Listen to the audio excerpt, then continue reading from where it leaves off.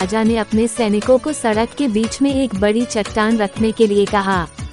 चट्टान को बीच सड़क में रखवाकर राजा ने अपने सैनिकों से छुपकर उस चट्टान पर नजर रखने के लिए कहा कि देखना उस चट्टान को रास्ते से कौन हटाता है। लोग उस जगह पर आते रहे और जाते रहे, लेकिन किसी ने भी उस चट्टान को रास्ते से हटाने की कोशिश नहीं की।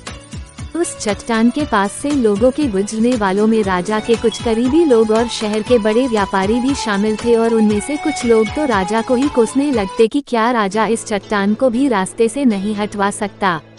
लेकिन किसी ने भी उस चट्टान को रास्ते से हटाने का प्रयास नहीं किया। ऐसा काफी दिनों तक चलता रहा।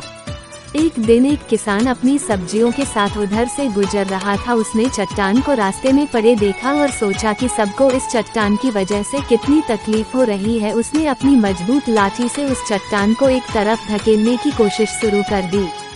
काफी कोशिश के बाद वो उसे सड़क से हटाने में कामयाब हो गया।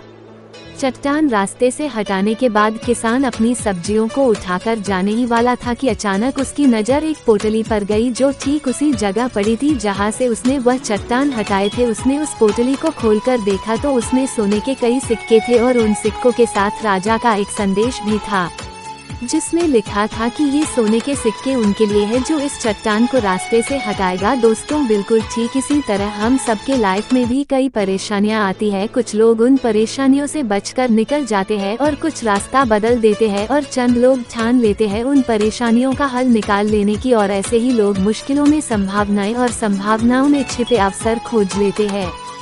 मजबूत इरादे और नेक दिल के साथ की गई कोशिशों के परिणाम हमेशा ही अच्छे आते हैं। इसीलिए जीवन के परेशानियों से घबराओ मत, बल्कि उन परेशानियों को हल करने की कोशिश करते हुए जीवन सफर में आगे बढ़ते रहो।